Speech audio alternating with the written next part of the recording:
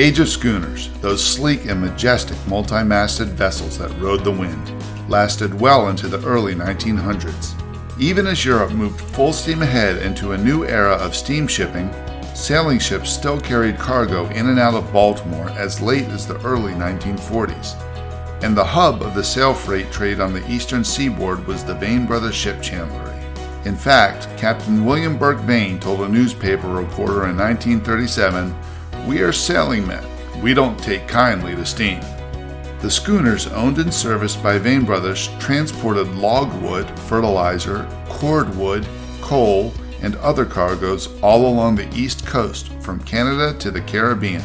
The saga of two particular Vane schooners, the G.A. Kohler and Doris Hamlin, became the stuff of legends. The four-masted G.A. Kohler, built in Delaware in 1919, measured 212 feet long and 40 feet wide.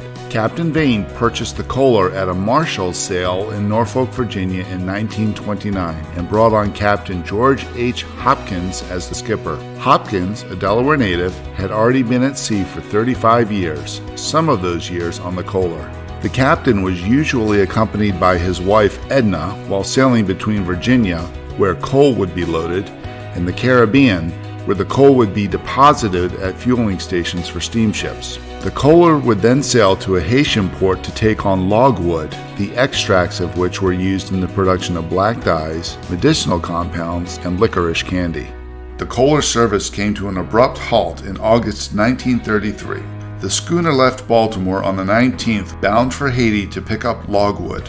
3 days later, the Kohler's 8 crew members and Edna Hopkins found themselves off the Carolina banks in a rising sea with only light winds. Suddenly, the winds picked up, blowing easterly. The Kohler, now anchored in 90 feet of water, was caught in a terrific hurricane. One anchor became lost, a second was deployed, but the Kohler was pushed closer towards shore. Early on the morning of August 23rd, the Kohler crashed sternwise into the sandy beach off Nag's Head, Cape Hatteras. In this vulnerable position, the Kohler felt the full fury of what became known as the Great Chesapeake Potomac Storm. Everyone on board took shelter in the forecastle head as the ship's steering gear was smashed and sand tore at the hull, grinding oakum from its seams. A Coast Guard vessel was eventually able to conduct a rescue operation. Remarkably, all hands on the Kohler were unharmed.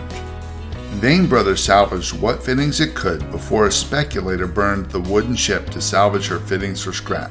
Timbers from the Kohler shipwreck were said to have been used to build a nearby church in 1935.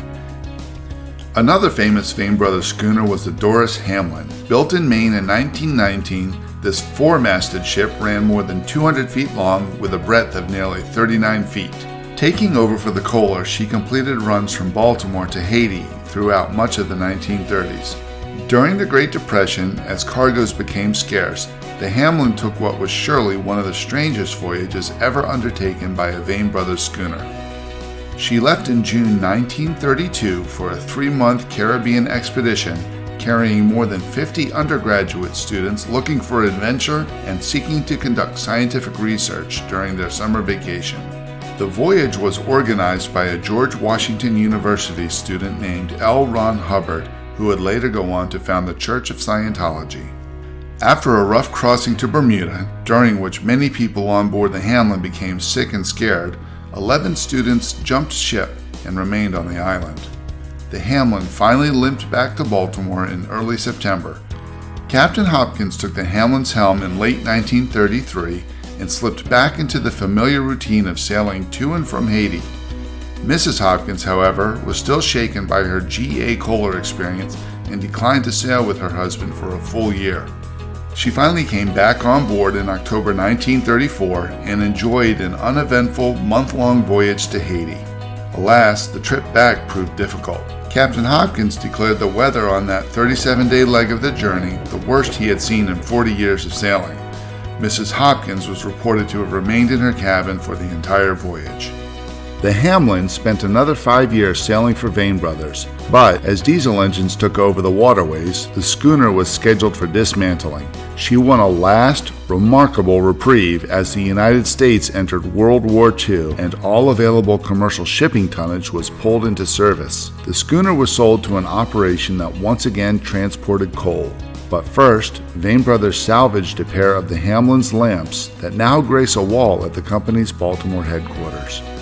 For her final few voyages, the Hamlin was captained by Eric Isaacson, a veteran of Admiral Richard E. Byrd's expeditions to the South Pole.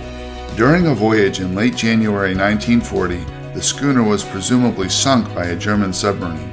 Isaacson and his crew of 7 were never found. The Doris Hamlin's fate became a symbol for the end of the age of schooners.